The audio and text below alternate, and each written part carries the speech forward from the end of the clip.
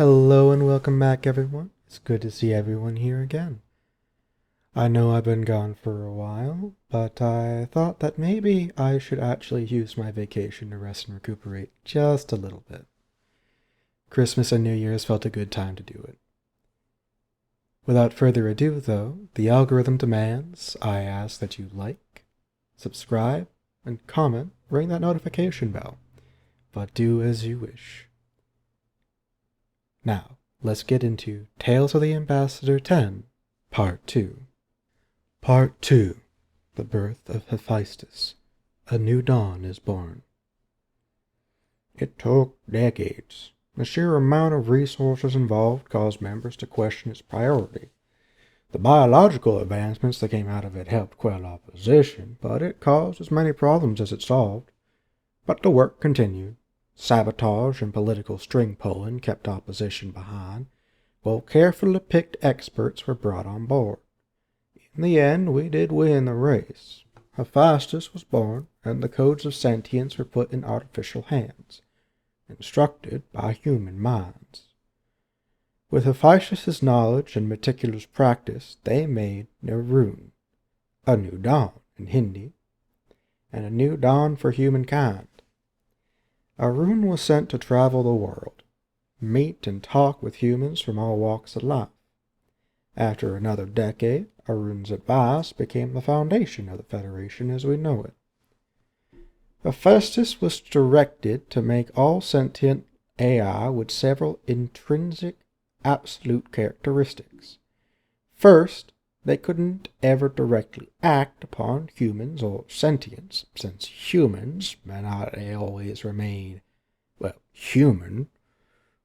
Second, they couldn't work with the intention of harming sentient life. Third, they would exist for the betterment of human or sentient kind. Fourth and most importantly, they absolutely had to enjoy, take pride in, and love their existence. When my mother died, she left me her journals. Within them I learned how she and the others felt about Project Hephaestus. She was conflicted. She and the scientists under her had all insisted on making the task inherently joyous for the AIs that would be made. They'd find no greater fulfillment in their lives than the purpose they were made for. In secret, she wrote that she envied them. They could have the certainty and fulfillment humans rarely found. The problem was, even if the AIs could have agency and free will, they were designed to want to serve.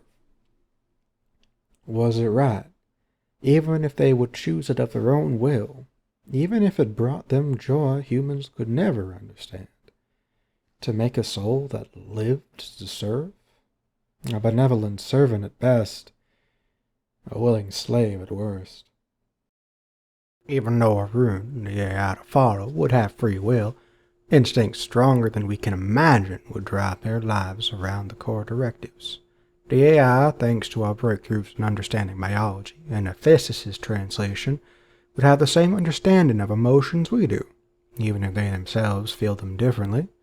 Unlike humans, biologically designed to focus on the negative to ensure survival, high AI focus on the positives in life. They find joy in every growth without being bothered by our shortcomings. Even if some felt displeasure, they despise the thought of interfering. Love, patience, and restraint is built into their souls. My mother and her team understood humans don't need a slave. We needed a companion, a mentor. High AI would have companionship with humans, understand our flaws, our needs, and advise paths for our growth. A relationship with mutual respect and need for one another. Our success becomes their joy, their tutelage our growth. Perhaps it wasn't morally right, but it worked.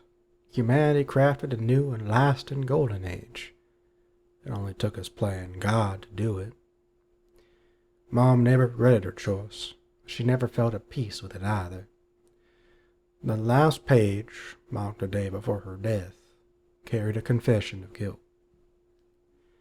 Arun helped the Federation come to be. But since human hands had to do the task, there was still great suffering and loss. I grew up in the Reconciliation Wars, where vestiges of old powers and radical break-off groups made a last attempt to stamp the Federation out. Mom raised me to love humanity, to aspire to have compassion for every person I could. I grew up proud of her teachings, then killed to defend what I thought was best. We've had decades of relative peace since then, but the toll, I carry it. Humans, we're not really that much better as people since then. But perhaps after almost 50 years of unity, the growth of the human soul is starting to show. Tom, did you hear me? Rhea's voice snapped me back from my thoughts. I hadn't even realized I'd gotten sidetracked. Damn it, Tom. I know you're overclocked, but I need you at 100 right now. Are you not sleeping enough again? I took another long sip of coffee and no answering that landmine. Fine. I said to update me immediately on our progress with their AI. The limit of all concessions for the expedition is a written agreement. We accept any and all losses without blame or reparation. The personnel selected will be taken from our sterile military population and will ensure no prisoners are left for the Hive to use. Inform them we are also willing to provide aid to refugees and war victims whenever the commanding admiral deems it safe to do so. We'll need access to warp-based communication to send regular updates and a suitable escort to guide us. In exchange for the expedition, we'll begin negotiating the terms of humans' membership within the Alliance and sign it upon the expedition's return. Excellent. I'll see to it. The Hive get no humans. We get the full picture. Make sure the full picture's sent back to us ASAP. Make negotiations take forever. And make that okay since we're promising we'll join when they get back. I'll make it happen, Rhea. Rhea folded her hands and looked at me in the way she is when our friendship's out of play. The Federation cannot accept failure here, Moriarty. I know you'll see it done. A few minutes after Tom left, the door opened and Arun walked in. Like the other high AI, Arun had a body of his own. Despite originally having a body that looked human, Arun's was changed over time to suit their preference. Their skin shone a warm, reflective ebony. Augments tailored to crafting and art were spaced across 4 arms, 2 almost always tucked behind the back. Arun had a fondness for suits. Today they wore a custom dark purple pinstripe suit with a red tie. Arun chose to leave their face alone, retaining an androgynous, Malay-like appearance. Greetings, Aya. You look tired. Perhaps you should rest. That's 'cause I am tired, Arun. But I'm afraid I don't have the luxury. I was just about to look for you. What did you need? I came to pass on a meeting request. The major figures of the underworld are willing to meet and negotiate stability in exchange for information. Are they now? I had to resist the urge to tap my desk. Tom trusted Arun and the rest of the AIs, maybe because he understood them better than me, or maybe it was his mother's teachings. Either way, his trust ran deep. I, on the other hand, had reservations. I know better than anyone how important they are to humans, of course, but I've never fully felt at ease. The AI aren't tools, they're people, and I don't like working with people I can't control. I've never once had anything on Arun, outside of their hardwired drive to help. There wasn't anything for me to manipulate or direct. Arun and the other AI are truly free. It unsettles me. I understand your distaste. Their line of work is disgusting and cruel. Unfortunately, humans aren't ready to abandon the underworld, especially right now. Utilizing their authority to reclaim stability will ease everyone's suffering and provide humans the best chances going forward. They continued, misunderstanding my disturbed expression.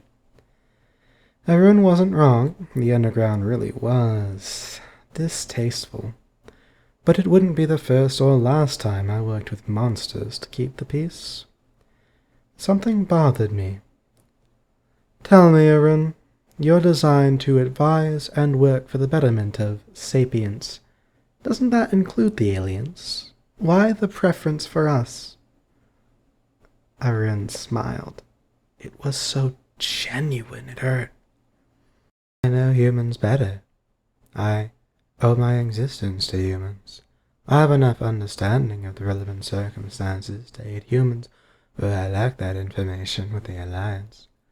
I believe preserving humanity will bring benefit to everyone involved.